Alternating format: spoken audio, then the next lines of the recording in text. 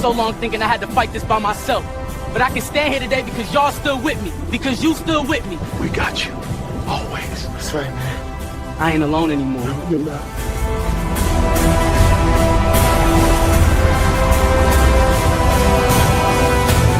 Yeah. Start. Good.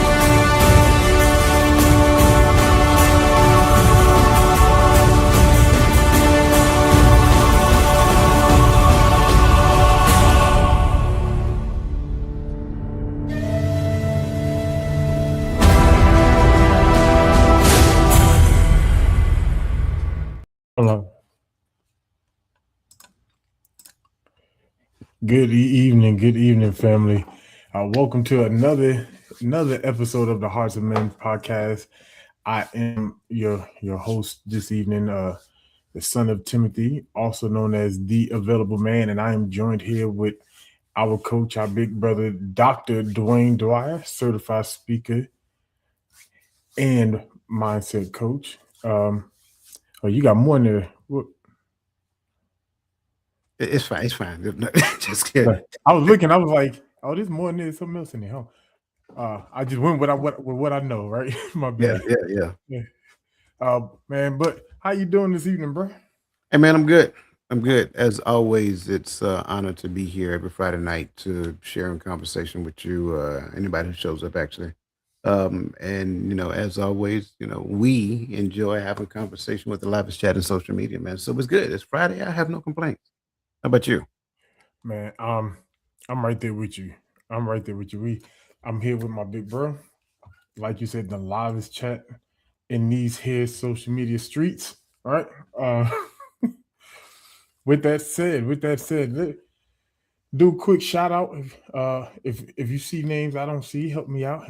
But I see, of course, our sister, the rebirth of Nick D.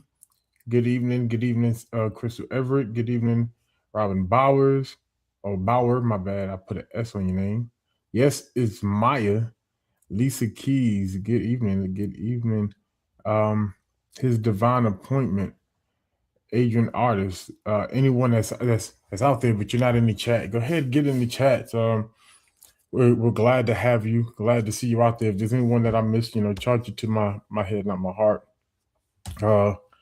But we are ready to get into, this conversation tonight. I don't know about anybody else, but I'm ready to go ahead and get started. In the words of the infamous Tone Loc, let's do it. Let's do it.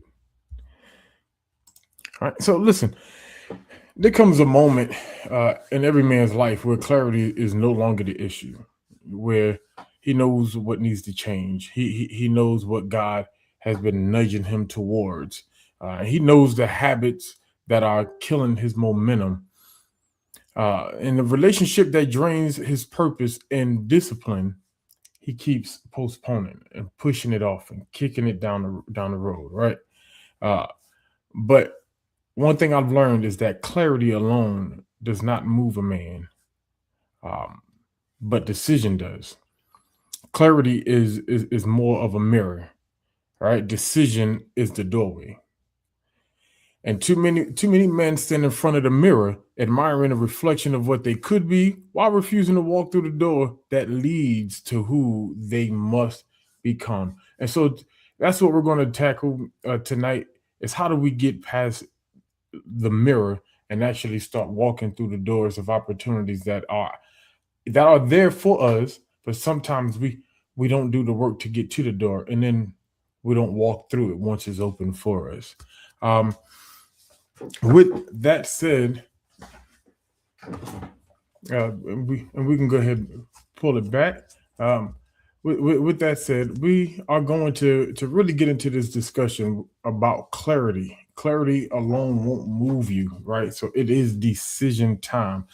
Before we get into the questions on paper real quick, let me ask you a question, bro. What is clarity? How would you define it? Great question to start off with. I think clarity regardless of what Webster says, clarity is the ability to have untethered, unfiltered, un unhindered vision from one location to another. Whether it's in the destination of the thing that in the direction of the thing that I'm hoping for, whether it's in the direction of the thing that I call my purpose these days, it is the ability for me to see that clearly without anything standing in between and blocking my vision of it. I love that. I love that. Clarity to me, it's everything that you said, but to me, the needle starts to move in clarity depending upon the thing you're seeking clarity of. I think for me, that was a point of clarity. It was a aha moment in life to when more things started to become clear to me, and that was when I realized that hey, confusion is based upon the thing that I'm doing.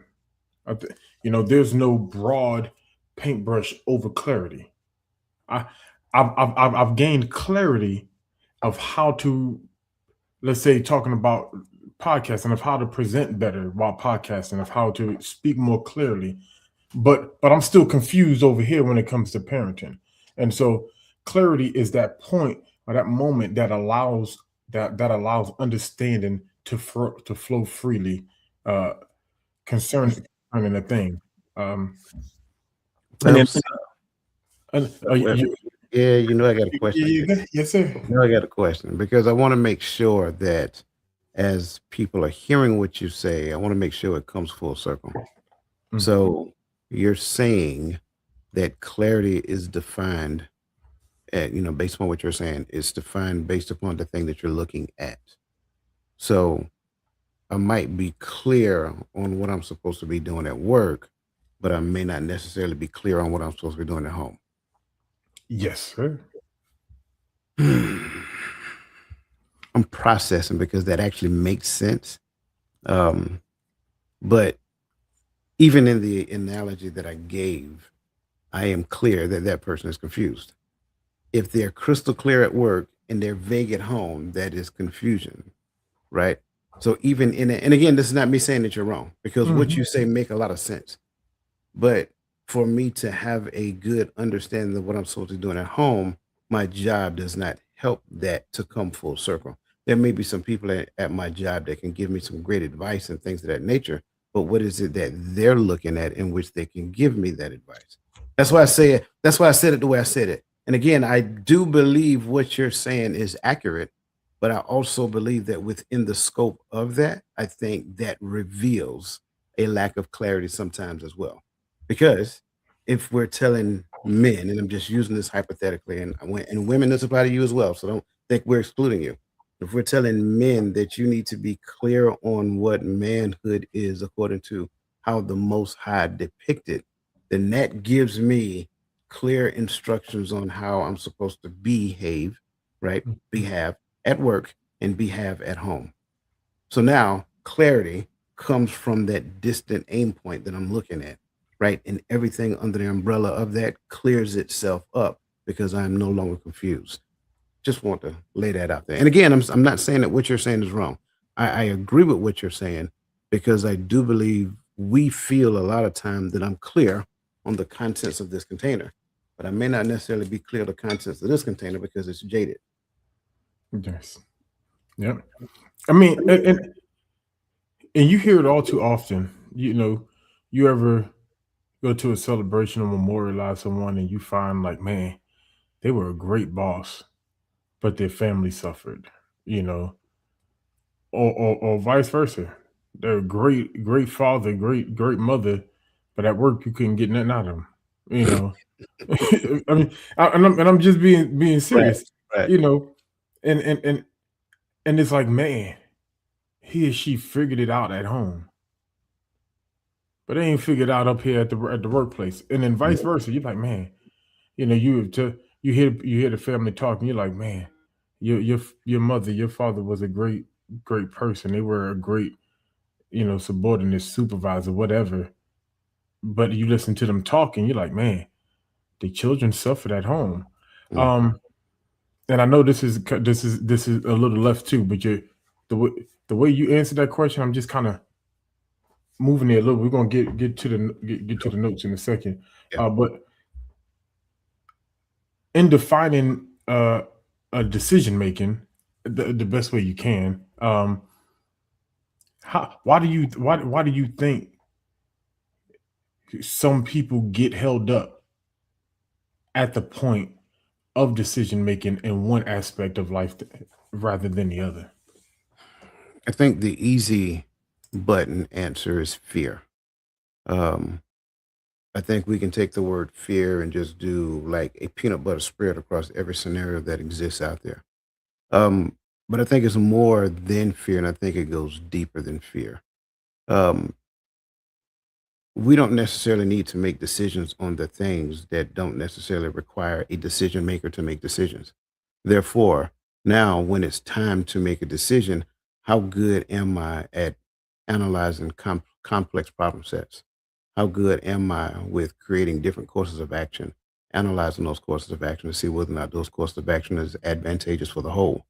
So now when you look at the big picture, fear might be a response, but being able to define a problem clearly and come up with courses of action, and the courses of action actually become beneficial from for the whole, and then choosing that course of action and implementing that course of action and conducting risk assessments along the way as we're implementing that course of action. All of this is decision making. There are like 6 or 7 different decisions I just mentioned, right, in the midst of solving a complex problem, right? Or even a like a medium set problem. We have that ability to do so, but I do believe a lot of times we weren't necessarily taught how to do it. Therefore, when faced with it, we cower at doing it simply because at the end of the day, we don't feel equipped to make those decisions. I like that. I was sitting here like, I don't know if I can define the word any better. um, because I'm in 100% agreement with you. Um, that indecisiveness, I'm 100% right where you are. Especially if you know what the answer is. You know, hey, all I got to do is take this step. All I got to do, you know, I'm definitely right there in fear, and I think we're going to kind of talk about we're going to talk about how to combat it here a little bit later. But I'm right there with you. Can we bring up Robin's response? I think her is her answer to to this. So it is the state of seeing reality exactly as it is, free from distortion. I definitely would love to hear your add-ons to this. So I agree somewhat, because if I take this and take it at face value, then this definition alone eliminates faith, right? And if I am a person of faith, that means that everything I believe in it because I see it, right? I can see it. I can clearly see what reality is telling me. I can see this at face value. This is Gatorade. It is what it is, right? But how does faith factor into this definition of um, this definition of clarity? And so I think you have to expound on it. Like I said, I don't disagree with this definition. I think this definition is the beginning of it. But now I can't just take a thing and say that it's being able to see reality, because faith tells me that what I believe is reality. Therefore, what I believe makes it possible for me to see. So now when I change that around, it's like, wait, so you're telling me that clarity is defined by faith to the believer? Absolutely. And that's why when I was reading it, I was like, yes, but, and that's where I was at with the but was, but even the but, when you keep going further, you can still come to that point of saying, but it's still free from distortion. Like, because I'm like, am I ever, especially when you add in the spiritual side of it, am I ever free from distortion in this world? Because at some point I have to say, the completion of clarity is I took my eye off the thing and looked to the Father, right? Because that's what completed the process of clarity. So it's not that it was free from distortion, but because I knew where where my full clarity came from, I kind of went here. But then it's kind of like, but and still now it's free from, Absolutely. And that's So, why I said it the way I said it. I'm not disagreeing with what she said. I think that's a portion of it. I think this is the training ground, right? You help young people see reality for what it is. They have to clearly see reality minus the emotion.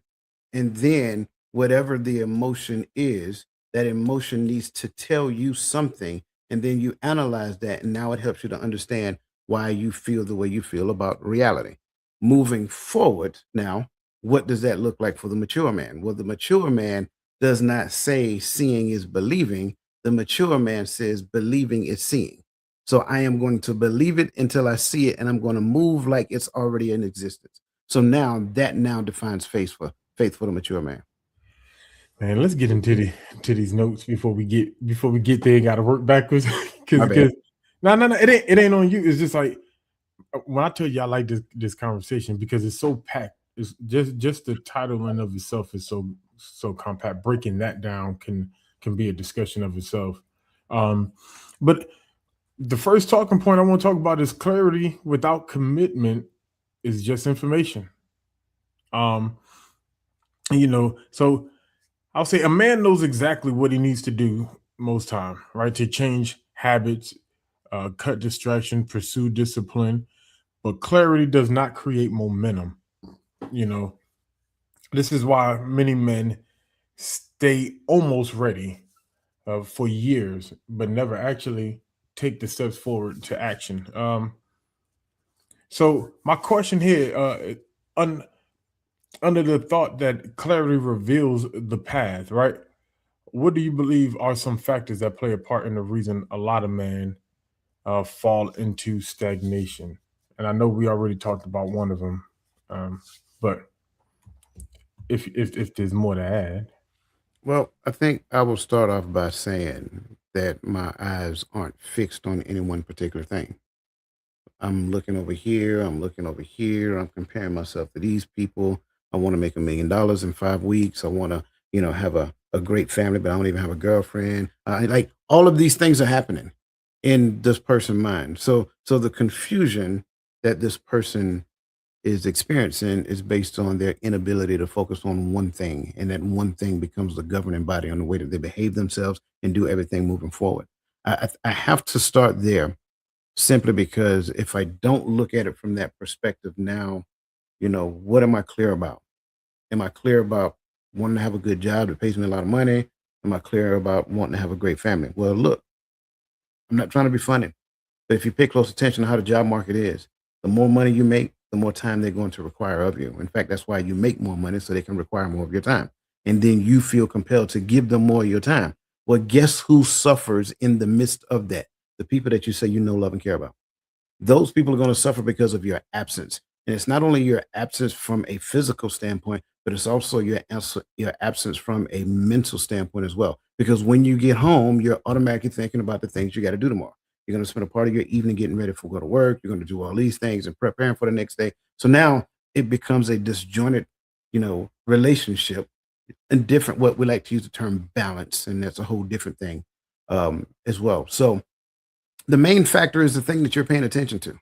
If I'm paying it, like if I want to be a top tier podcaster, well, I need to pay attention to the goals that I have established to turn myself into a top tier podcaster, not paying attention to what somebody else got going on because what somebody else got going on is according to their goals.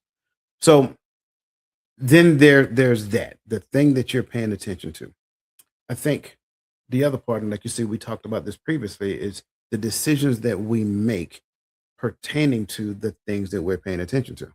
So again, even if I am laser focused and my mind is fixed on one thing and one thing alone, every time I make a decision that don't coincide with the thing that I'm looking at, that shows that I'm not necessarily committed to the thing as much as I think that I am. I'm telling you I'm committed to it, but my behavior is not consistent with that level of commitment. So every decision that I make outside of the path, it sets me back in time, or it stagnates me in time. So I could have been up here, but I'm not up here. I'm back here because I failed to make the necessary decision when I had the opportunity to make that decision. Third one, and I'm gonna stop there because I don't want to keep going. Third one, and I think this is one of the biggest one. We surround ourselves with people who don't have the intestinal fortitude to tell us that we're stagnant. I'll say it again. We surround ourselves with people who don't have the intestinal fortitude to tell us that we're stagnant. I will surround myself with a person that makes me feel good. It's okay. It'll be all right. Everybody, goes through that period in time. But when are you going to surround yourself with people that's going to be honest with you and tell you the truth? It's not that those things aren't true, but that may not necessarily be what I need to hear. I need to hear that, hey man, look, these are the goals that you said you wanted. These are the goals that you established. But every time I turn around, man, you sit behind the team, sitting behind the TV, looking at the World Cup, cheering on Argentina. Know they're playing Cabo Verde right now. You know what I'm saying? What are you doing? They're already in the World Cup. That's the Super Bowl of their profession, at least one of them. When are you going to work your way to get to their level in your field? So those are the three things I want to point out because I think it's true. What you're looking at, as opposed to how many different things you're looking at, your ability to make the decisions based upon what you're looking at, and the people that you surround yourselves with. I think all of those things are key factors. I love that. You kind of brought a question into my mind. So question, can I have, because I labeled this part of the discussion, clarity without commitment is just information. But could it be that we have information and still not have clarity? Or I could have the information, but not enough information to make a sound decision. My easy answer to that is yes to both. But oh my God, you are in a conversation I had earlier this week. Okay. If I'm giving you a block of instructions, this is for everybody who is listening, by the way. If I am giving you a block of instructions, you hear us come on here every Friday night and you hear some things that's coming out of myself, coming out of Brother Gaddy, coming out of Garfield, whoever, right? And a lot of the things that we're giving you some steps. We're giving you some great information. But here's the problem. The problem is not you guys, right? But here's the problem. The problem is that information, not only was it good information, but it's available information.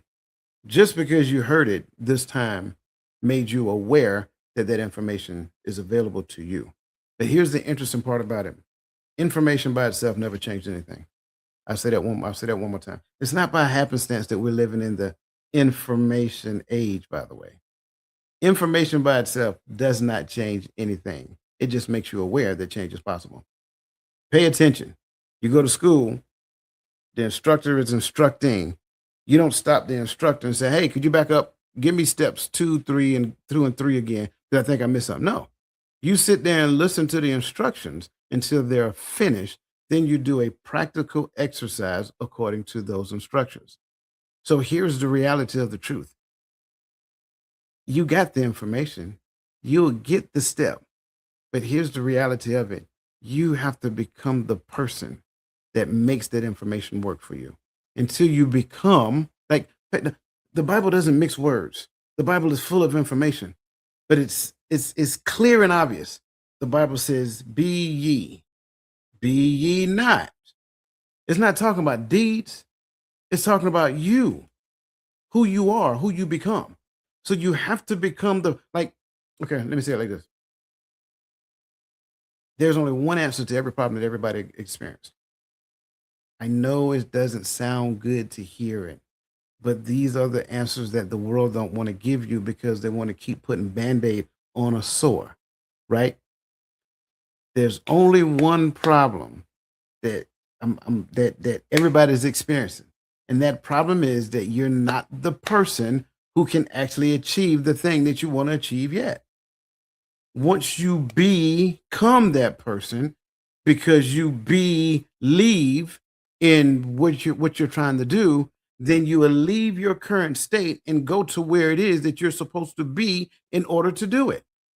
So when you look at the things that we haven't achieved, you look at the decisions that we haven't made, it's not because you failed to do it. It's simply because you're not the person to do it yet. That's okay. There's a lot of people who are stuck there.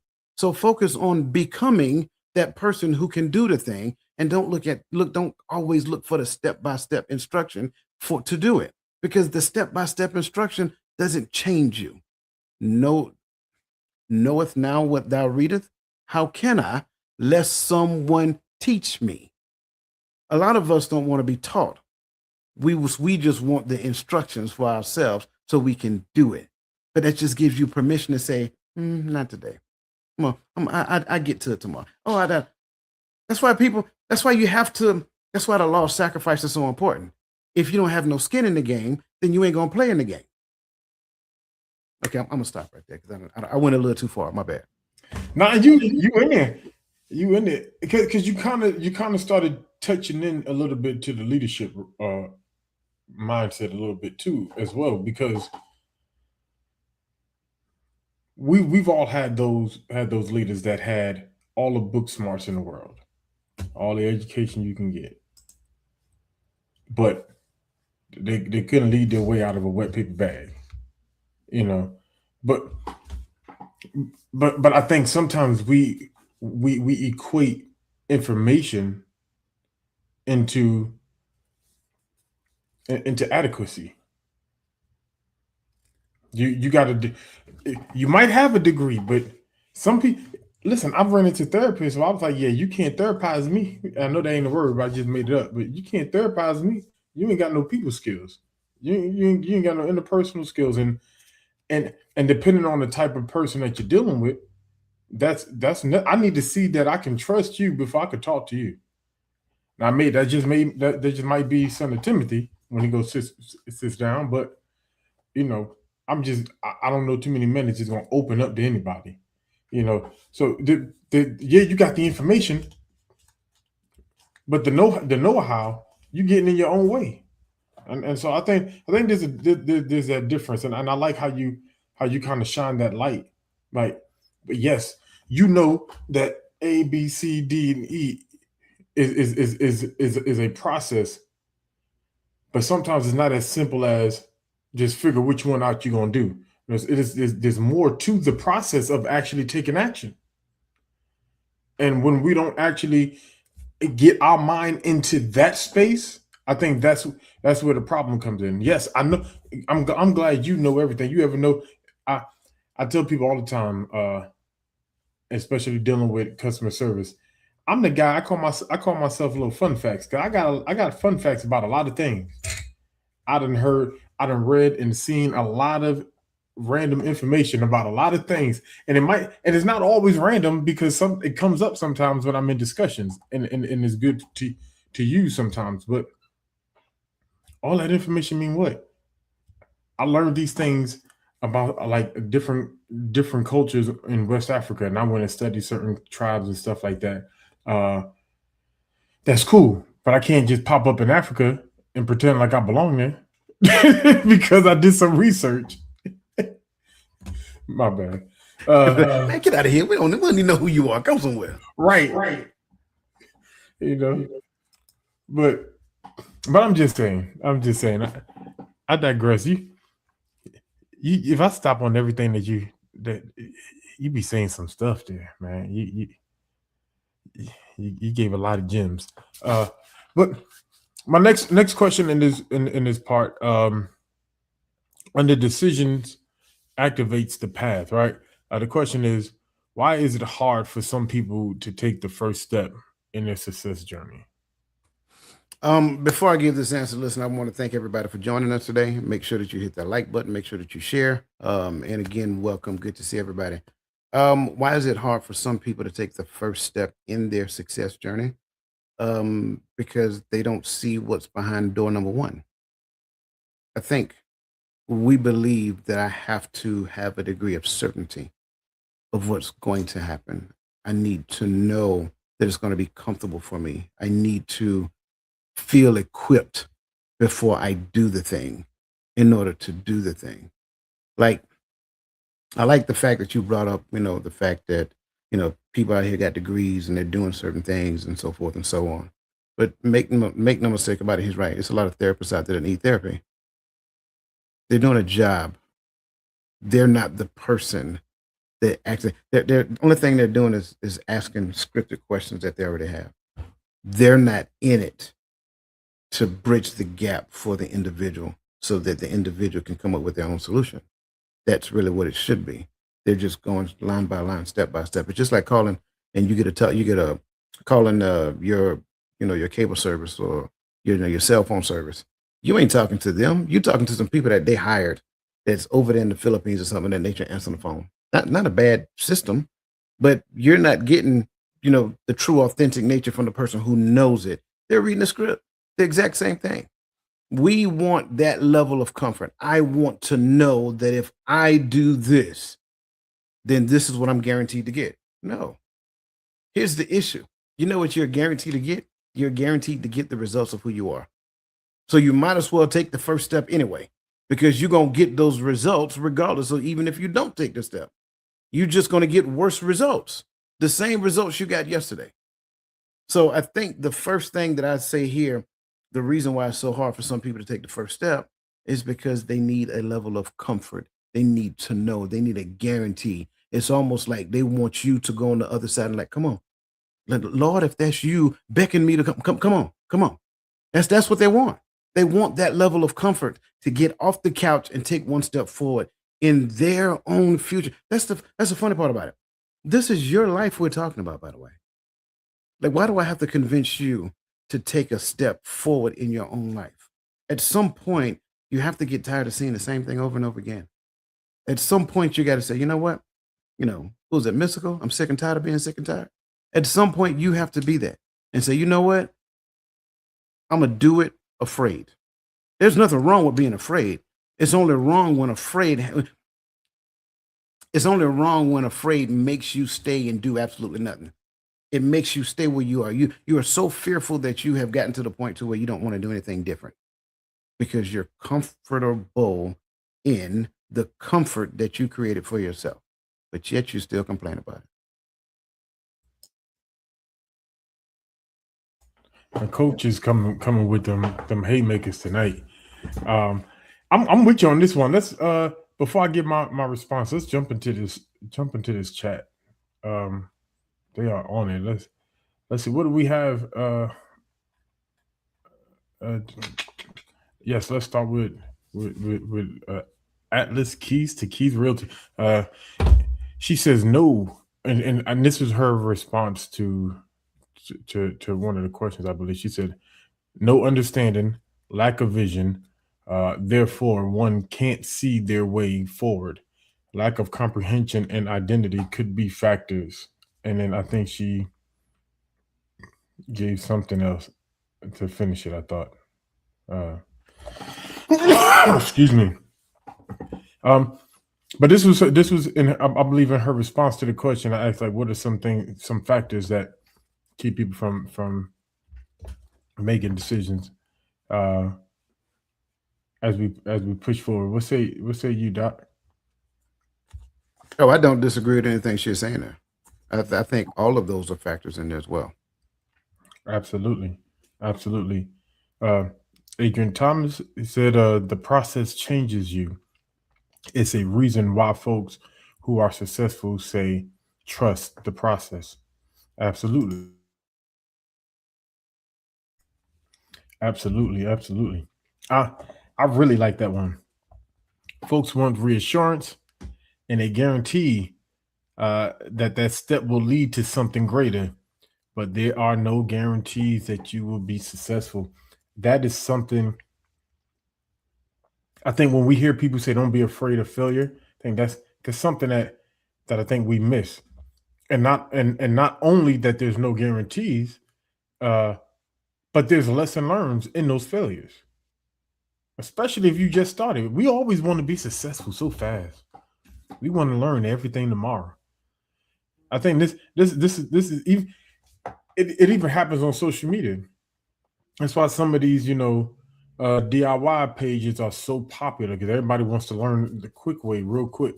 You know, I think we talked about it a few episodes ago. Like we don't have apprenticeships no more. Nobody's actually becoming a master of their craft. Everything is DIY, do it yourself, learn it now. 3-step programs. To your point, like I'm agreeing with you. Um, I think one of the issues there is that we invest in the wrong things. We will invest in the tools to do a thing, but we won't invest in the user that's going to use the tool. So it's almost like, and I can't, I can't say this any plainer. It's like me in my own understanding. I'm going to get a tool using your example of DIY. And let's just say I'm gonna drop a transmission. I'm gonna use that for you fellas out there who handyman. I'm not that guy. I'm just gonna tell you the truth. I'm going to the shop.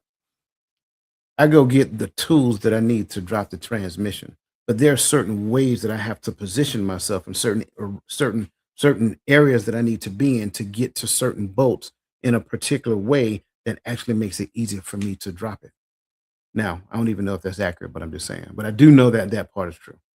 So having the tool is an added asset, but having the mindset of a skilled craftsman is the best investment that you can make. The tool should come after the investment to have the mind of the skilled crafter, right?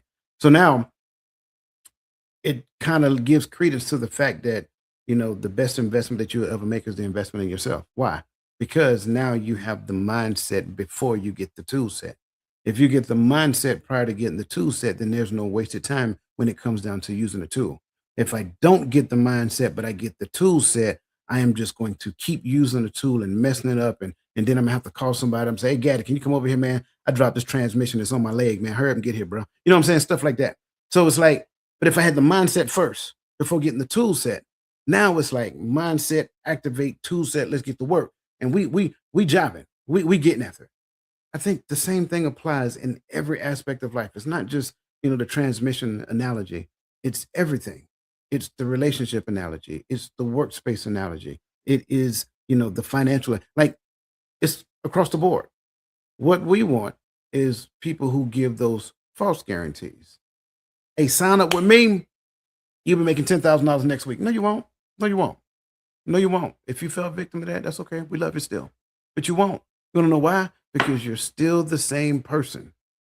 Only thing you're doing is trying to implement the steps that they're giving you. They already know that. You think they don't know that? So guess what the next is? Guess what the next thing is? I'm gonna need you to come to my mastermind so we can give you the minds. Right. And that's gonna cost more than the tool. The tool is just something that you're gonna have to pay for every month. This thing right here, starting here, this thing right here is the most powerful investment that you'll ever make. And some people are just too deathly afraid to make that investment. Man, you talking. You talking. Adrian in the chat talking. That's my man right there. And this brother said, he said, agreed. Failure is a part of the process. One thing that's overlooked is sweat equity. Boy, if he ain't never lied. You have to invest in time to get where you want to go. That's that old mantra that we hear all the time. Trust the process. That's that old mantra. Trust the process. Because listen, ain't nothing like sweat. I look back over my life right now. The things that I know. Oh, I got some. There's some blood stains still left on the curb by my training grounds because we had to put the we know we learned a lot of lessons even in the military. We learned a lot of lessons in them late nights, and you learned a lot about you even learned a lot about your soldiers, the ones that you got to lead, your subordinates. Absolutely. That you got to lead, and when y'all down there getting in the mud and getting dirty, this all. I think a lot of us shy away from the hard work of things. Mm. Therefore, we miss a lot of the major lessons. I think the problem is a lot of us fast forward. When I'm looking at how to drop that transmission, I'm skipping and fast forward into the parts that I feel like I have past the parts I feel like I've already figured out. Yep. I don't need that part. I don't need that part. I don't need that part. And you don't turn a wrench. How you gonna tell the guy on the camera that do this for a living that you don't need that part? He gave it to you for a reason. And we not do that with the scriptures too? Mm-hmm. We don't have a lot of it. Let's just be honest. This is really what our critique has been these last few years, right? When we're talking about folks that say they believe, half the problem is we like, hey, they're not putting that sweat equity in. I saw somebody put a post up, and it was so accurate. She went to John 3:16. She said the way we read the scriptures. She highlighted, for God so loved the world, and then blacked out everything else. It's like you said that's the focal point of everything. But how do you know if we're not actually reading and digging into the rest of it? Mm-hmm. And we don't really put the sweat equity into it. So how do you know you really know what that means? He left the comment right there. I can. That's what Adrian does, man. When that brother shows up, he shows up with the goodness. Yeah, man. Ooh, let's move forward. Let's get into the next. And we can go forward to the next discussion. Next discussion point, which is decision is the first act of leadership over yourself. Over yourself. I love that, right? So before a man can lead a home, a community, or walk into a calling, he must lead himself first. Decision is self-leadership in motion. We have to start being able to make decisions. So my first point here is that decisions help break cycles. What do you believe are some cycles, especially as men, some cycles that most people repeat due to indecisiveness? I mean, I really hate to sound like a broken record here, right? But I think one of the cycles that we have to break is being comfortable with who I know myself to be right now. See, we got to understand, like, we're talking indecisiveness in this particular moment, which means I'm not committed. That's all. That is all indecisiveness mean. It means that you're not committed. So if we go to the root of it, to decide means to cut off all other options. So if I'm indecisive, that means I have options. And in some instances, you have way too many options, and you don't know which one to choose. I mean, I hate to say that that's one of the reasons, one of the confusing points out there right now. But different. How many different LGBTQIA plus? Okay, I'm just saying, indecisive is we can't choose who you gonna be today. I don't know. It don't matter. I'm joking. Many options. Way too many. I'm joking, but I'm not joking. Anything that gives you multiple decisions, give you multiple things to choose from, is done to create confusion. So the first one of the things that I really do believe, and again, I know I sound like a broken record when I say this, is that I believe most people repeat the notion, the idea of being indecisive because they're more comfortable with being who they know themselves to be right now, as opposed to becoming the person that they were destined to be. See, when you decide to become the person that you're destined to be, then the things that confused you prior to will not confuse you anymore. In fact, it becomes more clear when someone asks you to do a thing. Hey, Dwayne, you want to go to the opera? No, I'm good. That's a quick and easy decision for me. I'm not that person to go to the opera. And that's not me saying that operas are bad. It's just not something that I want to do. It's not something that I'm going to do. I say it that way, right? So when we look at finding comfort in who you are right now, which the world teaches to no end, the only reason they're teaching that is because they want you to stay exactly where you are because they like the fact that you're confused. So here's the deal. Go against the grain. Make a commitment to yourself. Decide today that you're going to become the individual that the Most High created you to be. And there is no other path for you. And I think just by making that decision and committing to that, you start cutting off other options. You start decreasing your probability of being indecisive when it comes down to certain things. And I think that's for me, I think that's for starters. Because I think I would have loved to heard that when I was 20 years old. Stop looking to the left, stop looking to the right. Look straight forward so that you can discover who you were created to be. And then be on the path to that person without question, without hesitation, with forward momentum.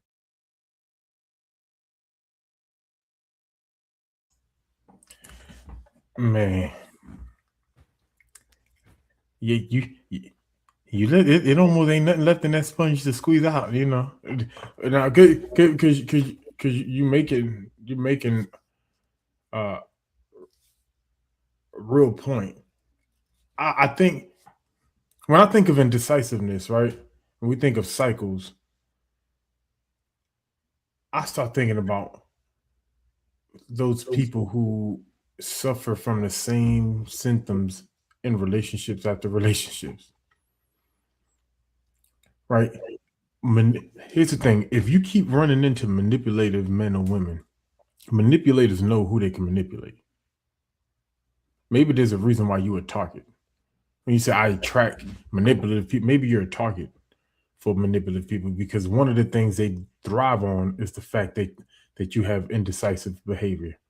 They see that pattern, and because you're indecisive, they can now begin to manipulate your, or even in some passive aggressive scenarios, right? People learn how to navigate around that and how to manipulate your behavior and your decision making, or apply pressure to make you make a quick decision.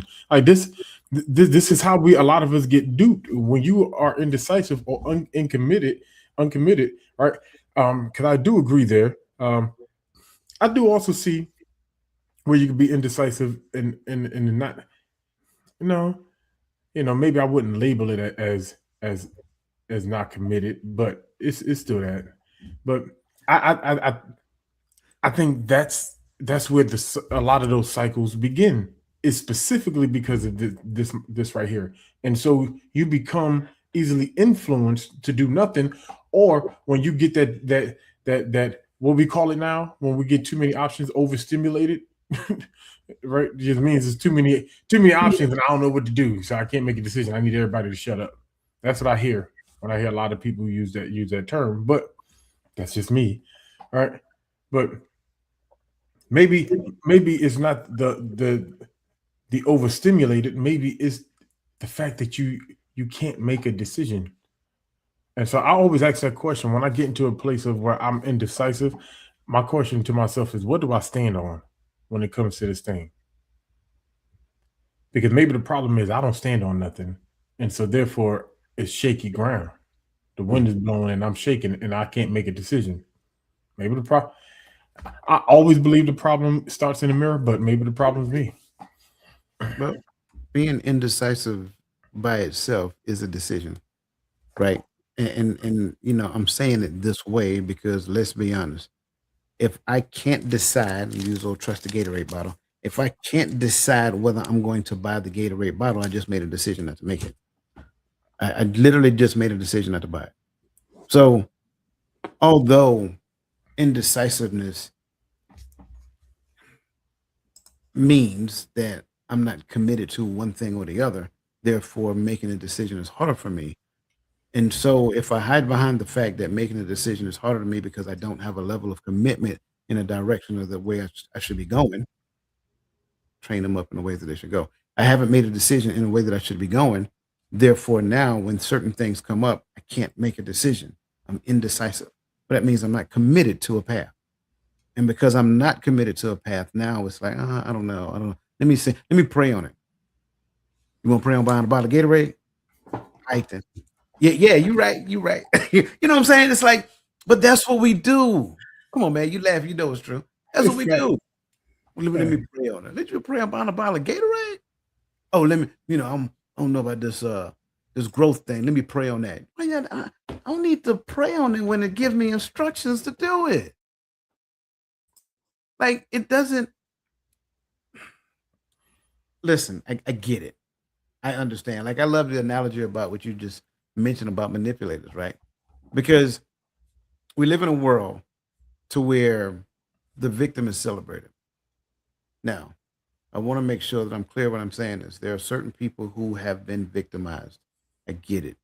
And I'm not saying that, it's that person's fault. Not at all. Not even remotely close. I do not remove responsibility from this rightful place. However, when you hear these terms that people are using, and they themselves are not necessarily qualified to use them terms, therefore they're just using those terms because it's like the latest, greatest words to be using, then you really got to listen close to what they're saying. Because I'm telling you, if one more person come to me and call somebody else a narcissist, I'm gonna call them an idolater. I'm just sorry. Facts are My bad. facts. I wasn't muted. My bad. Facts are facts. I'm sorry. For a narcissist to exist in a place, an idolater has to be present. And if we understand what that really means, then we'll stop just pinning names on other people and do like Gad is saying, look in the mirror. What role did I play in any of this? Now, again, I'm not talking about people who were victimized, physical abuse, things of that nature, mental abuse, emotional abuse. I'm not talking about that, right? Those are clear-cut cases and things of that nature. But if you're talking about a person who desires to be worshiped, you've been doing some worshiping. So what happened that you got to the point to where now that person is a narcissist? It didn't work in your favor no more? I'm just trying to figure it out. I wanted to make sense. So it's like you have to listen closely and do the math. You listen to what they say, sure. Listen to what you say as well, right? But make sure that you're doing the math so that you can have a clear understanding of all of this.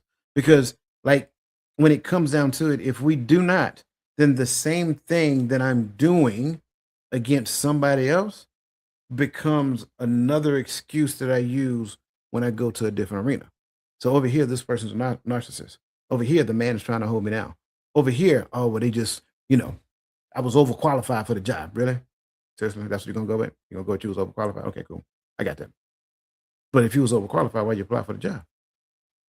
I mean, and that's not to say that overqualified people don't apply for jobs that they know that won't require a lot of their times. There's absolutely nothing wrong with that. I don't want to commit to a job that's going to take up 15, 16 hours of my day. So let me apply for a lesser job so that I can go in there and, just do the job and go home. That's all I want to do.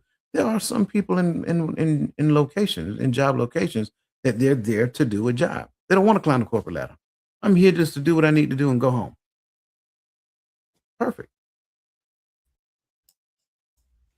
No, man, you in there. you made me laugh at that one point, but facts.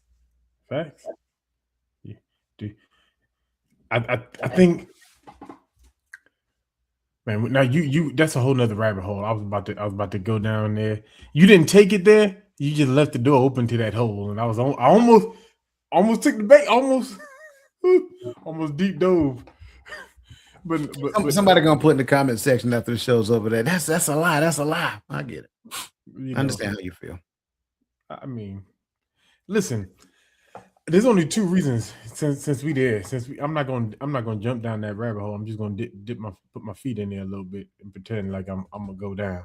But here's the problem. There's only two reasons why you got so angry that you started calling that person out their name. One, because you idolized them, or two, you went into a relationship you wasn't ready to be committed into in the first place.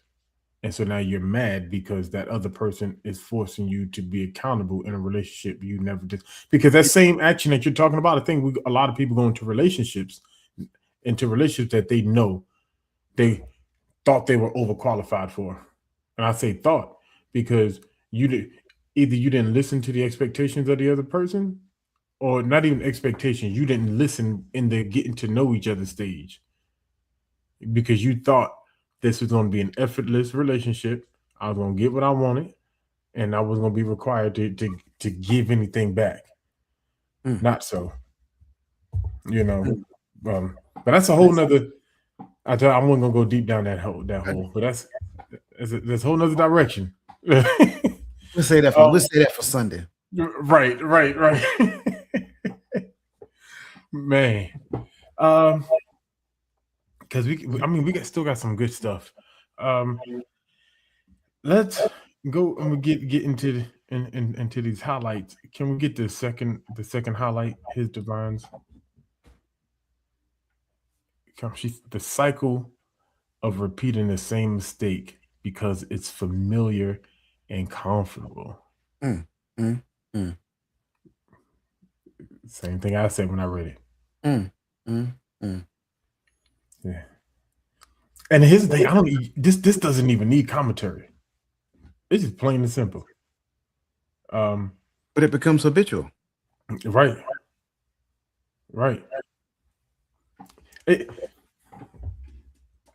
It's that place.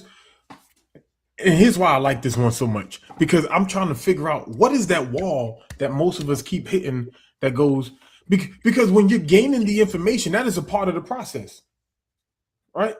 You have to get the information, you're gaining whatever type of intel you can before you move into battle, right? But I think that's that wall right here. We get right here, and it's like, if I take this step, here's the problem. I think this is the problem a lot of people face. Because I always talk about those people who are afraid of success, right? I think this is that wall. She brought it up. This is that moment that if you make this decision, nothing's going to look the same again. But it's supposed to be like that. It is supposed to be different because you made a decision that is supposed to change and have a positive effect on your life. That's what's supposed to happen. When you get successful, things do not look the same any longer. It just is what it is.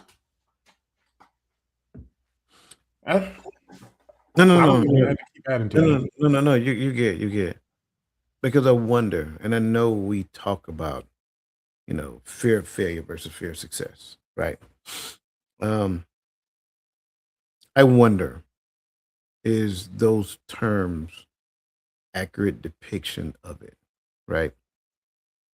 Do we really have a fear of failure, or do we really have a fear of how failure makes me feel if I don't achieve what it is I'm trying to do? Do I really have a fear of success, or do I have a fear of the responsibility that success brings? Because I think a lot of times that's really what it is, especially the fear of success, probably more so than my depiction of the fear of failure. I think you want the wares that come along with success. You just don't want the responsibility that success requires. You don't want the extra, and you hear people talking about it, right? They work long hours to get to where they are. It took a lot of blood, sweat, and tears to get here. And, there is a social responsibility that is incumbent with a level of success that for whatever reason now everybody seems to they want to denounce that as being a reality of it. So I often sit and I think about that. Fear of success. Why would a person fear success? Well, because of, in my mind, responsibility. Going back to the whole relationship thing, right? Why is it that after the relationship, this person got this nasty name? Oh, because you thought you was just going to jump on the boat and just sit in the boat and ride all the way to the desert island. You didn't think you was going to have to row at all. Oh, but that cat was focused. That cat was rowing. That cat said, "You can come row with me, but you just want to ride." Oh, well, that brother probably stopped someplace in the middle of the ocean. Like, get off. Get to swimming. You know what I'm saying? I'm saying this jokingly, right? And again, this goes both ways. It's not just men and it's not the man kicking a woman off the boat. Women kick men off the boats as well. But it's a whole nother conversation, right? I think a lot of these things come into place, and then certain people dictate to us how the reality of it must look.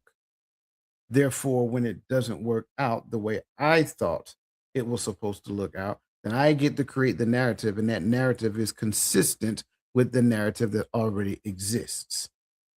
And you're the only person telling the story.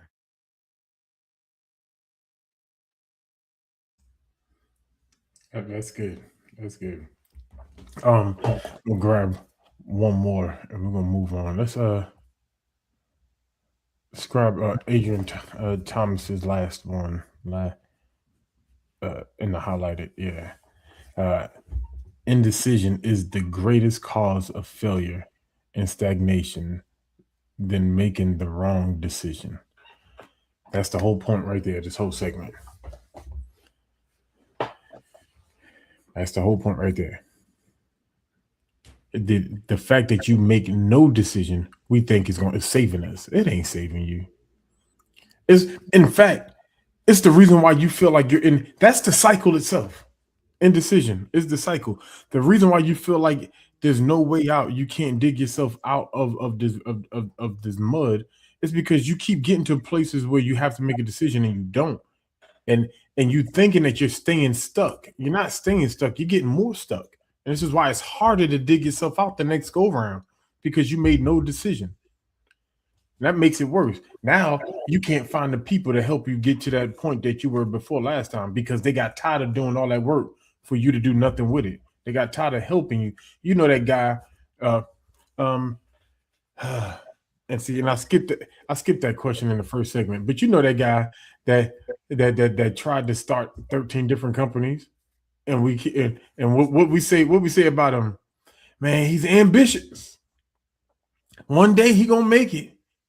One day, listen, the problem ain't that he don't know how to make it.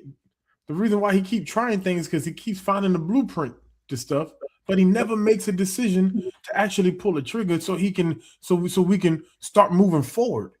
Mm-hmm. So we can start actually, now we can see. You can't see the results because you didn't make those. I love that mindset because at the end of the day, excuse me, because at the end of the day, even if I fail, I have the blueprint still.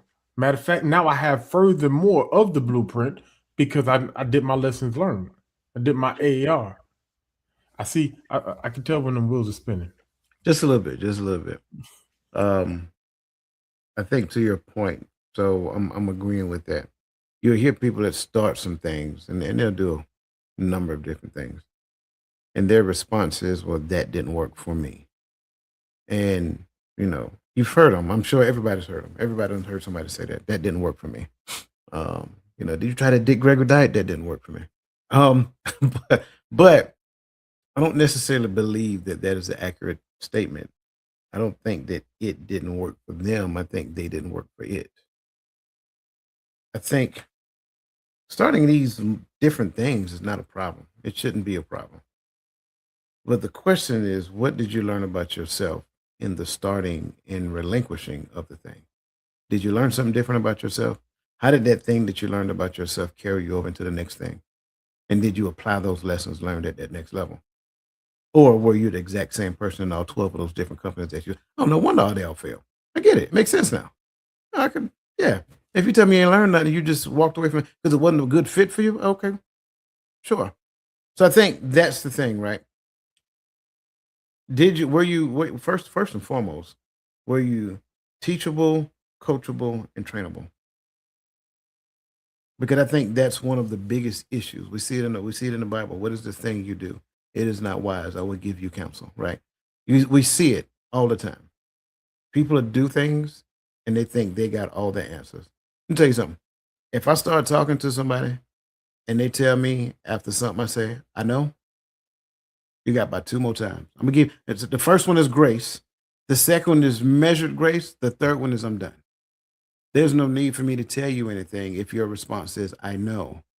The best response is to receive it. That's the best. Even if you knew the thing, there may have been something in the thing that I said that you didn't know. So the most arrogant thing that you can say to another person is trying to share some, especially if they're just giving it to you. Oh, I know. Okay, cool. So that's kind of like the point that I'm making. Like, I'm agreeing with all of these. I love the ambitious nature, but an ambitious person that isn't coachable, teachable, and trainable is just a dreamer with a hobby. That's all you are, is a dreamer with a hobby if you're not coachable, teachable, and trainable. Right. I mean, so I might as well we're gonna do this in reverse. We're gonna skip the next question and probably go back to it because Coach is already on the last question in this segment. So No. It's cool because I'm flowing because it's flowing, so I'm flowing with it. So that question falls under decisions forces alignment. My question is, what lessons? And I'm you kind of already started there, so I just wanted to leave this there so you can keep going. What lessons do you learn about yourself based on the decisions that you make? You learn who you are. That's first. That's first and foremost. Um, we, you and I, and a couple of people in the comment section, we had the privilege of attending this event. And this event within itself taught us a lot about ourselves. And that event is called basic training. You learned a lot about who you were in basic training. You learned a lot about your, other people in your platoon as well. But you learned a lot about yourself. You learned how much you could deal with. You learn how much you can handle with somebody yelling and, calling you everything but the child of God to your face, right? And saying some very ungodly things, by the way. I'm just, but this is, you got to realize the time frame. It ain't like that no more, y'all. I just want to put it out there. You learn a lot about yourself. I think when you make the right decision, and I want to kind of adjust it, just a little bit. What lessons do you learn about yourself based upon the right decisions that you make? When you make the right decisions, you learn how far you are away from righteousness. So now that gives me the thing that I need to know in real time. So this goes back to Robin's original definition of clarity, right? Because now I need to be able to assess my behavior in real time compared to what right decisions require of me. So now I have enough evidence to say, you know what? I ain't got it all together. I don't have it figured out. I need some help. I may need to call Gad up and say, hey man, I need your help, bro. I know you. I know you've done some things, and I know you're a man of God, and I need your help. I need you to talk me through this because right now I'm a little frustrated. I'm getting angry at myself because I'm trying to do this thing and I keep hitting this brick wall. Right? Get out of the habit of believing that you can do everything by yourself. That's another thing it's going to teach you. I can't stress this enough. The next level of your life is requiring you to talk to somebody. I'll say it again, to talk to somebody to reveal something to them that they can help you with. That if you do not do that, you will never get there. See, what we want to do is drag my duffel bag of baggage behind me, hiding it so nobody can see it, thinking that they're going to judge me for my baggage. Listen to what I'm about to say and hear what I'm about to say well. There's nobody on this panel, in this comment section, out there listening in the hallways, the byways, and the highways that is absent of baggage. Everybody got it. I don't care who you are. Hiding it because you're thinking something about yourself only puts you in a position to where you're constantly trying to put on a facade to be who you think people want you to be. See, these are all the ramifications of making the right decision. Okay. Wait till you get in a room where you know that a majority of the people in the room make 4, 5, 6 times more money than you make. The majority of people in the room have done what you're trying to do 10 times over. And you're in there trying to put on your, be the best version of yourself. Baby, that ain't the time for you to be the best version of yourself. That's the time to humble yourself, to be a sponge, to find somebody in that room that's willing to take you under their wing and say, let me coach you to where you need to get to. See, the right decision is going to require a thing of you that you don't want to give up. You can't bring that in here. You got to leave that at the door. So I'm real big on this question here because the answer that if you're not getting that as the answer when you answered that question in your mind, then you're not getting what the decision is requiring of you. The reason why decisions are what they are is because that's the Most High's way of getting you to move from where you are to where he's trying to get you to go. See, I say it all the time. Every situation that you find yourself in is requiring you to learn a spiritual lesson. that if you do not learn that spiritual lesson at that level, don't be surprised. Don't worry. It'll be back. It'll be back. Just give time. I promise it'll be back.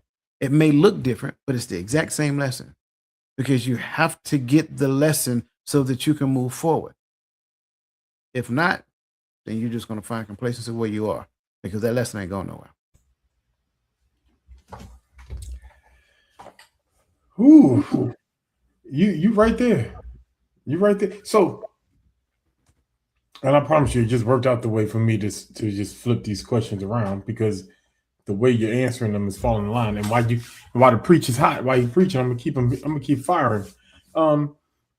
Because sometimes you can add too many ingredients to the pot, and I think you serving this stew up very well, chef. You know what I mean, coach. You know, so then I have to go back to the question: is there a remedy for fear?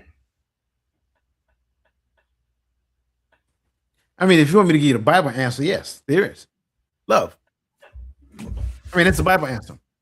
Now, what does that really mean? That really means going back to my original answer from the beginning. I don't fear the thing that I don't see. I'll say it again. I don't fear the thing that I don't see. Remember Robin's definition of clarity. That's why I say her definition wasn't wrong. I just wanted to expound on it. The original definition of clarity was her saying that you have to be able to discern. That's the term I'm going to use. To be able to discern what you see in real time. In other words, you need to be able to understand. You need to see and understand reality. Well, if I'm focused on the things of the world, then those things have the potential to create fear in me. But if I keep my eyes fixed on the vision that he gave me, keep my eyes fixed on him, if he hasn't given me a vision yet, keep my eyes fixed on him, then I can't see the things of the world. The Bible says that he is love. So if my eyes is fixed on love, then there is no fear in perfect love because I am more focused on him. I'm more focused on his ways, his character. And I'm trying to get in alignment with that so that I can be the best representative, so I can be the best representative of that here and now on this earth. It's not to say that it doesn't happen, because I don't necessarily believe wholeheartedly that fear is a problem.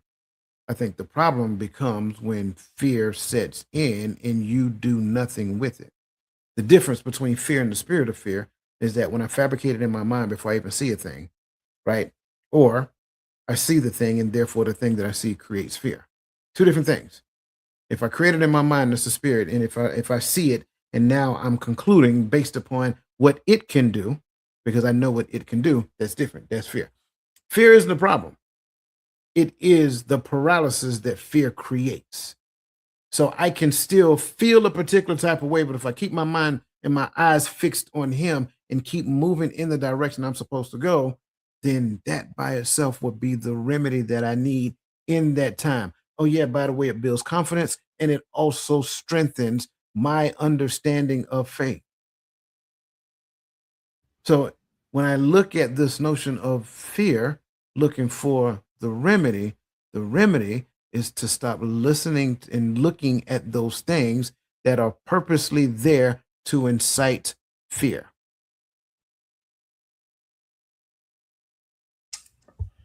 I'm right there. I'm right there. And so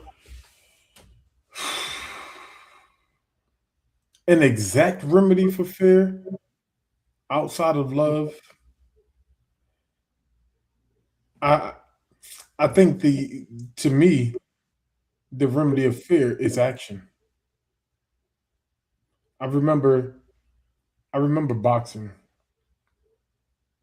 I remember the first time you get ready to get in the ring and you know it's a real fight.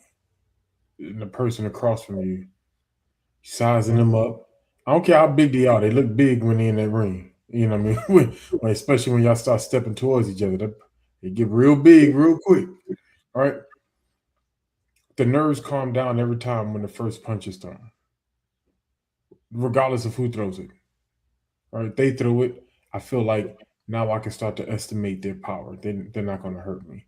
I'm not afraid of, you know, as long, but why? Because I've been trained right. I'm not going to allow them to get a clean hit. I'm not going to allow them, you know, I'm going to pay attention.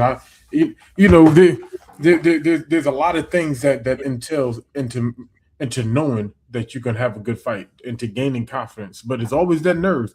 And so I think that, like, what that does, that keeps you hyper vigilant in the sense of, I'm remembering the things that the information that I gathered up until this point. I'm remembering the tools that I've gained, that I put in my sack. I'm remembering the lessons learned along the way, so that now I can ensure when I go up against this opponent and I start seeing the things that I prepared to see, I know what to do.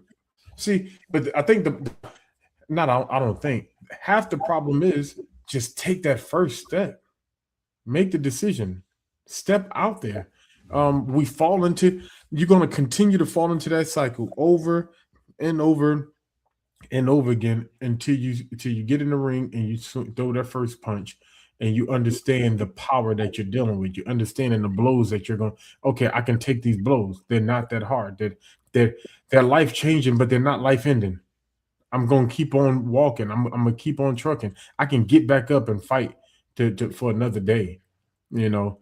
So I'm in there. But while we are talking about fear, right, and then we're talking about faith, fear versus faith. Our third talking point is, does God honor knowledge over action? Right? Well, let's back up. Okay, let's back up. My bad. No. Leave the question there. Let's back up Mhm. for a second, because I don't think what you said was outside. It was actually in alignment with, right? There has to be an action that I do. That's why I say keep my eyes fixed there and then move in that direction. There has to be an action.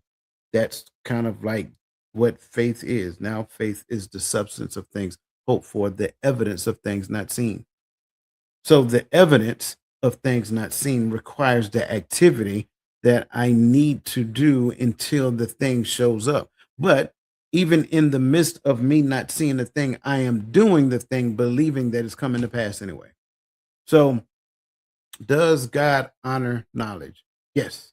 Does God honor action? Yes. Does it have to be over? I'm just, does one have to be greater than the other? I think there are periods of time where there is one that will be greater. Then there's another period of time where another will be greater. Because here's the deal. There's a lot that I don't know. I say it again. There's a lot that I don't know. I'm going to say it one more time. It's a lot that I don't know. And why do I say that? Because the more that I know, the more it reveals to me how much I don't know. So if knowledge over action is the thing, then I will never action the thing in the direction of what I don't know. Therefore, there is a requirement for me to do a thing minus the necessary knowledge that I need to do the thing. Wait, now faith is the substance of things hoped for. Hope for. Wait, okay. So if I'm hoping for a thing, that means I don't have the full knowledge of the thing that I'm hoping for. But I know it exists. I know it's there. I'm hoping for that. But I'm still doing the thing in the direction of that which I hope for. So I don't have 100% knowledge of the Most High, but that which I do know is enough to move me in His direction without waver, now, it's not perfect, right? That's part of my imperfection. Part of my imperfection is that I don't have a complete understanding of who He is.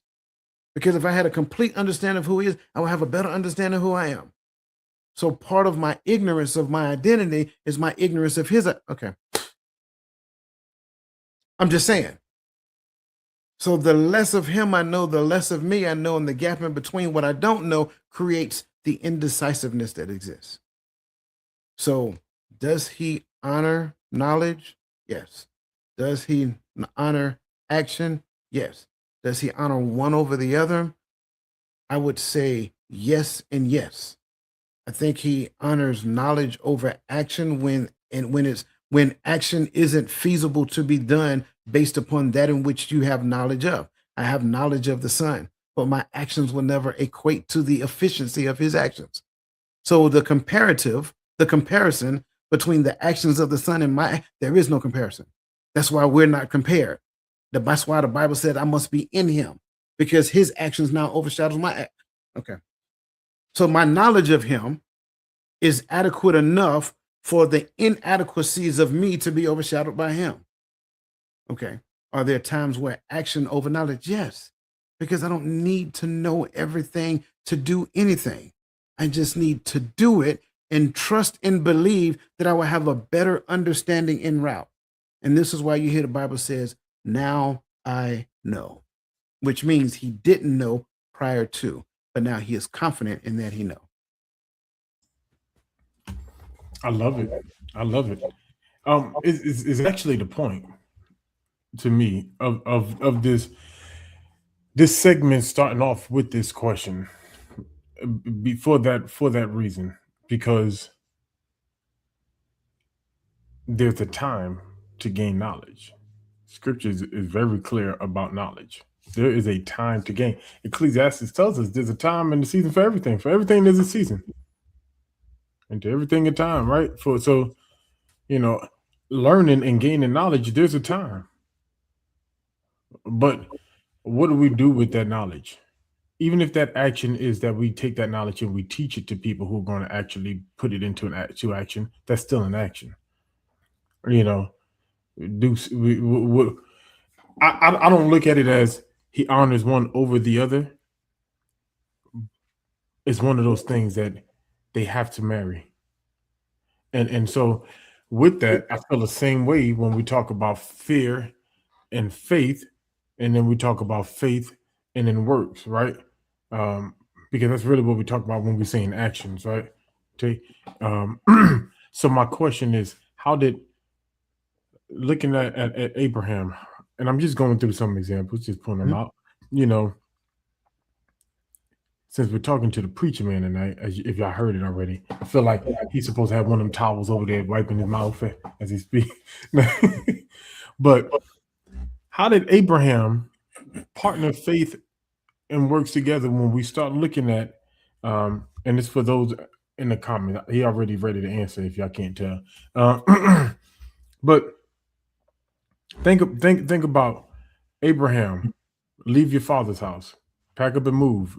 Don't take nobody. Now, granted, he took his nephew because his brother was gone, right? He took his nephew and his family. Then he traveled and sojourned and continued to move, and then even got to a point to where him and his nephew couldn't live together, and he still made a decision. He turned around and said, "Hey, you go over there, and I'm gonna take this right here." He gave him the plane, and he stayed right there, right? Then, and we know the story. I can keep going, but he became known. We call him the father of faith, but there is a lot of action that has taken place in his process of becoming father of faith. So for many out there who are arguing this concept that, faith only exists if there's no works involved, and that works exists without faith, like we have this mindset that one exists without the other. So how did Abraham marry faith and works together? For anybody who believes what you just said, shame on you. There has to be, like, the person who believes that is probably the person that comes around but do nothing while they're present. Like, you gotta let that set in. See, I love where you went with Abraham, you know, where the Most High told him to leave his father's house and go to a place in which I'll show you. But that's not the one I want to talk about. I want to talk about the one where they believed the Most High for a child. They received the child, and the Most High told him to take that child and sacrifice him, knowing in his mind what he was getting ready to do. This is the promise. This young boy is what I have been believing him for years, well beyond our childbearing years, so far beyond that my wife laughed when she overheard the conversation I was having with him. And I got to take this young lad, help him carry some of the stuff, because it's a lot of stuff to carry. He got to carry some of it too now. He don't know with 100% certainty. He just know we're going to sacrifice to the Lord. And he, at some point in time, becomes inquisitive. Well, where's the sacrifice at? Pop? Where's the sacrifice at? The Lord will provide. You got to let, yeah. Hold on, real quick, and I'm gonna shut up and let you get back to work. But you telling me that they understood how to sacrifice and what sacrifice to the Lord looked like before they got a law? Not only they did, the lad did. That was the point I want to make. The lad knew what the sacrifice was. So he was asking, where's that? Well, the Lord will provide. Imagine being in that position.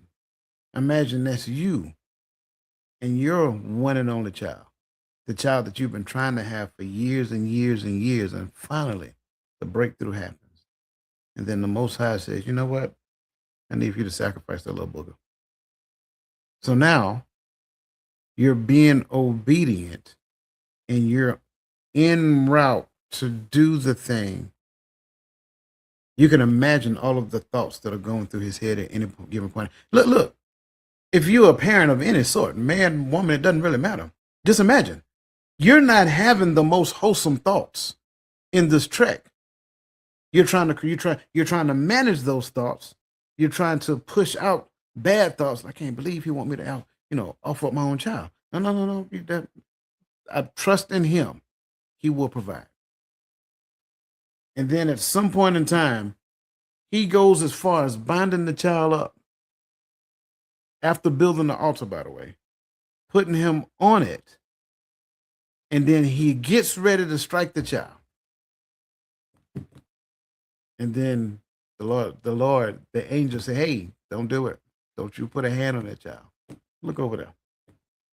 So you cannot tell me that you can have faith, that you are a person of faith, that you are a believer, you are a child of the Most High because you receive the gift of salvation, the gift of God, which is salvation through Christ Jesus. You can't tell me that that's your identity because you were born again, by the way. That's your new identity, but there is nothing that you do to display that. Those two things, they don't lie. They're not congruent with one another. They're not consistent with the existence. For this thing that you're believing, this faith that there has to be an action that goes along with it. This right here, that ain't it. They got little, I don't mean no harm. They got little toys in the store to do that. Come on, y'all know it. A lot of stuff is practiced and rehearsed. That's why you practice, so you get it right. See, y'all know that amateurs practice until they can get it right. Professionals practice until they can't get it wrong. And we're supposed to be okay. When we really understand this life that we're living, we are professing. Come on now. We are professing, right, to such a degree that we don't get it wrong when we start talking about his goodness. It's not just the talk, it's the walk, it's the deeds, it's the service, it's everything. All of it is worship, not just this. That's what we think. We think I do this on Sunday morning. Yeah, we shut the house down and go home and cuss your house down. Come on, man. Those two things aren't consistent. All of it is worship. The whole duty of man, right? We got to keep in mind, keep his commandments and worship. everything that you do is worship, not just the hand clapping and the singing. Some of us can't sing. So does that make us does that make us inadequate? Because no, because everything is worship. But we put more weight on certain things, and those things is not the totality of reality. My bad, I got a little long-winded, brother. I love that question. Nah, man, you in it. I'm enjoying it, bro. I'm enjoying it. I'm just at this point, I'm doing what I do best on my smoker, right? I keep the temperature hot. Sometimes you ain't got to touch the meat. Sometimes it's working, and all you got to do is just make sure that the wood is not smothering the fire. You say let them cook. Let them cook. I got you. Hey, but no, where you at with it is exactly where I'm at with it, right? We've been in sync this whole episode to me.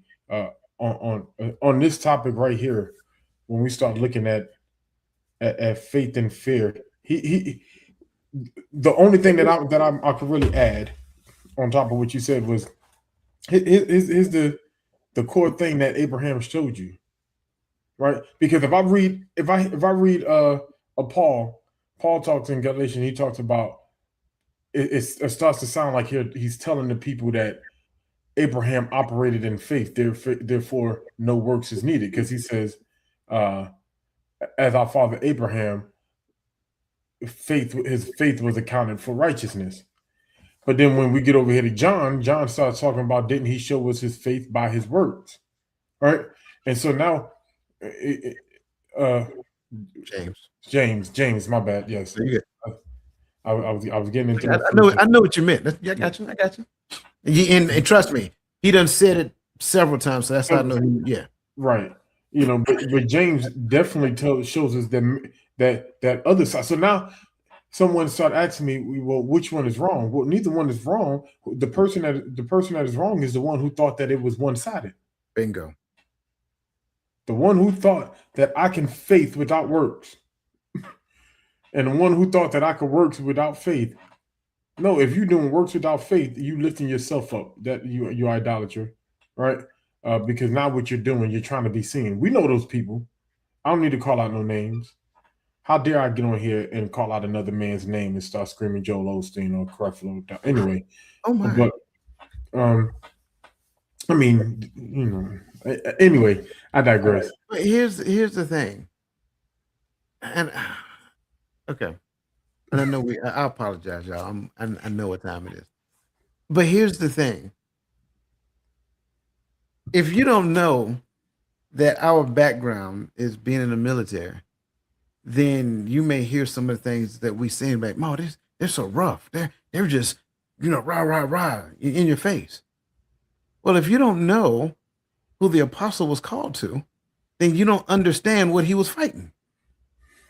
How you gonna take the people who were excluded before and help them to understand that they were included now?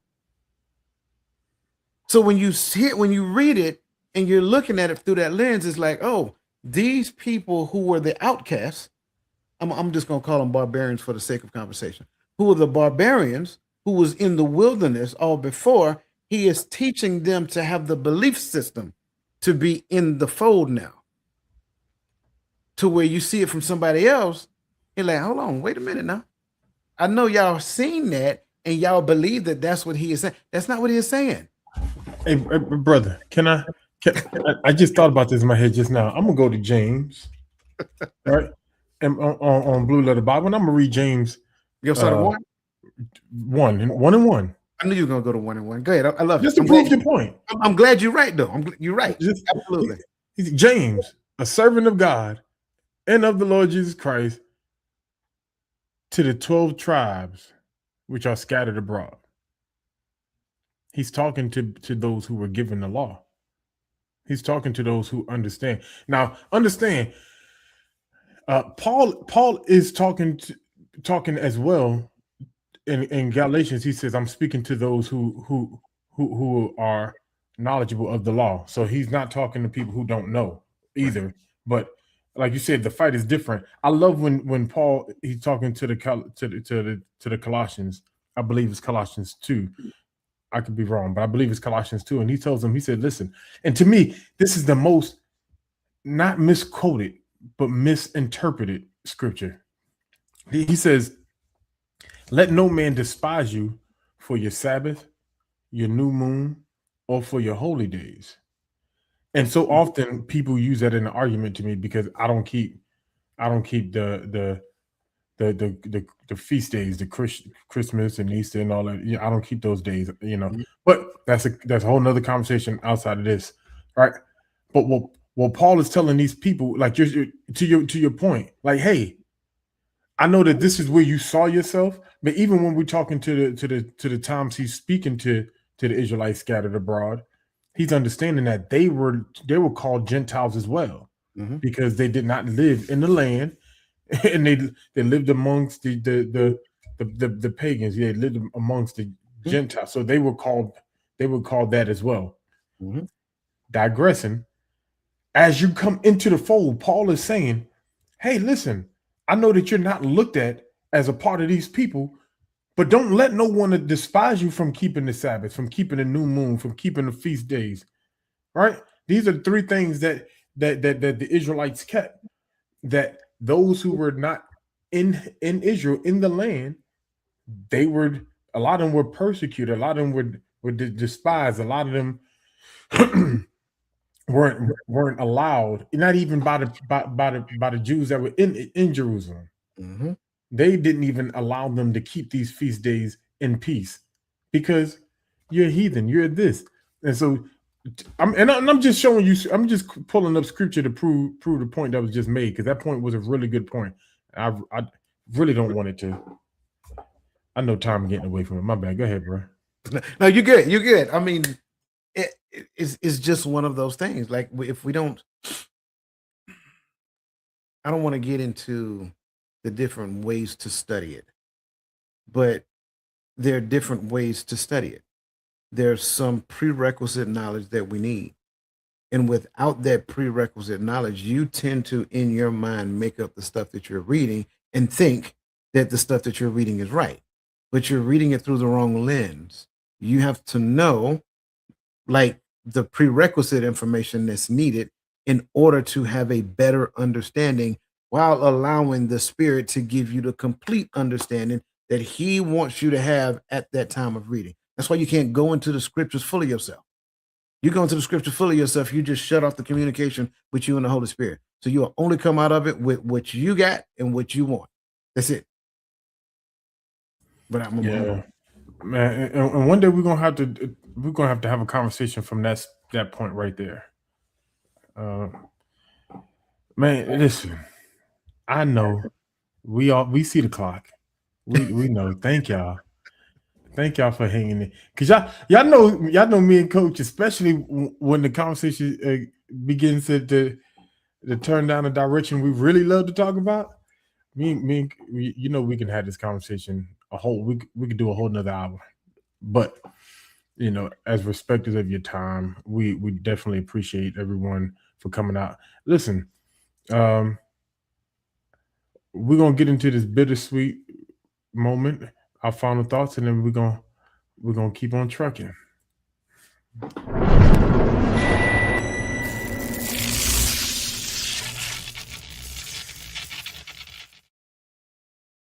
Listen, it's simple. We already in there, right? Faith without works is dead.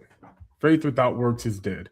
I love how that reads, right? Because though it seems as if it has life, it really doesn't, right?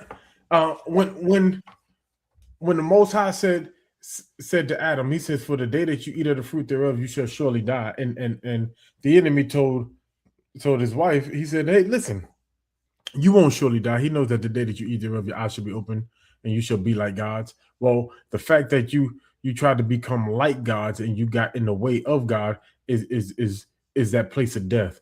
So though it looks like there's life, but there's actually death in the midst, right? Faith without works. You have a thing, you have a plan, you have a goal, you have the blueprint, and you say that you got the faith. Well, if you had the faith, it has to be married with action. You have to put something behind it. That is true when it comes to obedience to the Most High, but that is true when it comes to your plans, when it comes to your goals. Right? We gathered the information. Now let's make it actionable. Let's take that first step. Let's increase. Let's get better. I think our next season is awaiting us, but it's waiting for us to make a decision to step forward and walk into it. Um, that is my final thoughts for the evening. I love this conversation. Thank you guys for hanging in there with us. This conversation is about clarity. And what I liked about this conversation is it literally took us on a journey.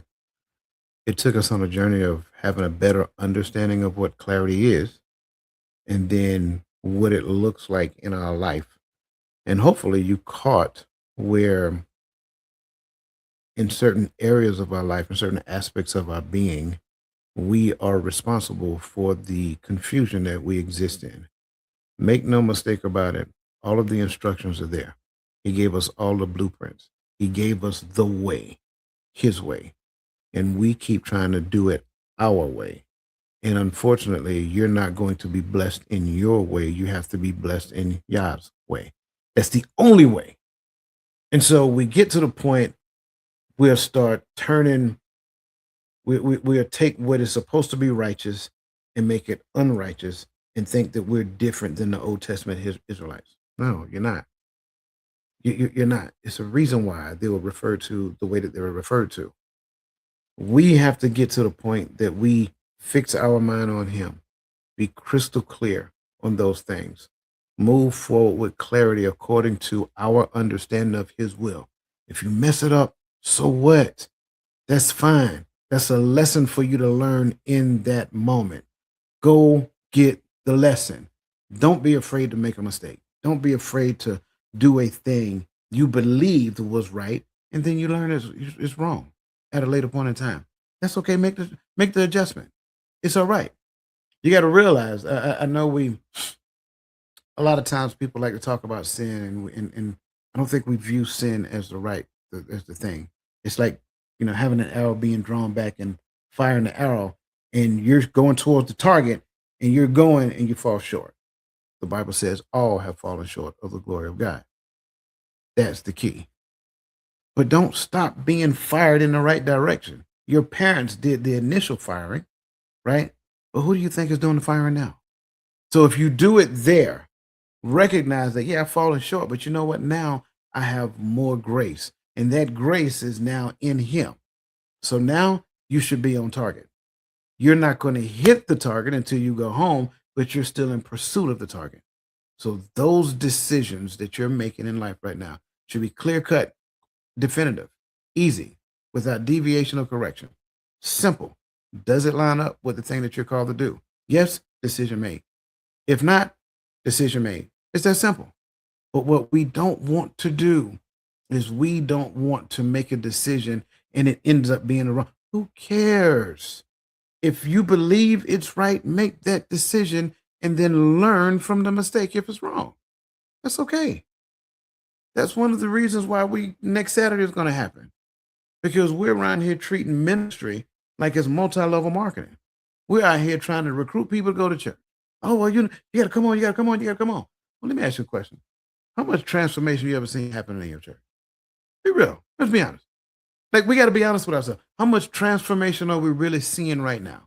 If we're not seeing no transformation, we got to go back to him. Because it's his thing.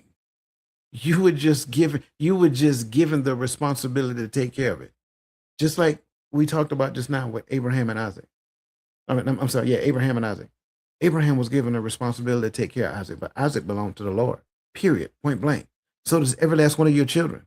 You were given the responsibility to take care of them, but they belong to him. Give them back. Especially if they're adults. Give them back. You're still trying to take them as your adolescent. Give them back. They belong to him. Stop trying to hold on to that, okay. Listen, I got a little long-winded again. I do apologize, but this is serious business. Clarity is serious business. If you're not crystal clear about who you're called to be, if you're not crystal clear about his will, right? Romans 12:2. Be not conformed to this world, but be ye transformed by the renewing of your mind, so that you may prove that good and that perfect will of God. If you don't know what his will is, then how can you prove it? That's the key. So listen, greatly appreciate you guys here. Thank you for all of your comments, all of your questions and thoughts and things of that nature. Thank you, Michelle, Robin, and Nick D, for your contribution to the community. We greatly appreciate you. Thank you for everybody who stayed a little long with us. And I know we got long-winded, but we hope that we served you well. Brother man, you got anything else you want to share with the people? Listen. If y'all tuned in tonight, man, Coach gave y'all one tonight, boy. He gave y'all one tonight. I know y'all usually love the conversation and the back and forth when it's the two of us, but tonight I understood the assignment, right? When I realized, well, I'm a Knicks fan, right? Go Knicks. You know, it's a point of the game when the Knicks is playing and you're like, oh Lord, here we go. But they know, hey, we need to get the ball in Jalen Brunson's hand because he on one tonight. And when he on one, you just got to get out the way, clear the runway, let him take off. That's my Jalen Brunson tonight. You know what I mean? So I just I had to feed him the ball, set a pick, and get out the way. You know, so I just wanted to shout that out. We appreciate one last thing. I was being disobedient. Thank you for that. If you have not gotten your ticket for next Saturday, get your ticket. I'm telling you, I think you guys are being for a treat, and you'll appreciate that. So get your ticket. If you haven't scanned the QR code that was up there for the webinar, you're not called to grow your ministry. Get your ticket. There it is. Get your ticket. I'm telling you, I think it's going to be good. I think we're going to have fun. So show up expecting to receive. That's all I got. Amen. With that said, we love y'all. We appreciate y'all. Y'all have a great rest of y'all week, and continue to impact on your family, man, and your friends.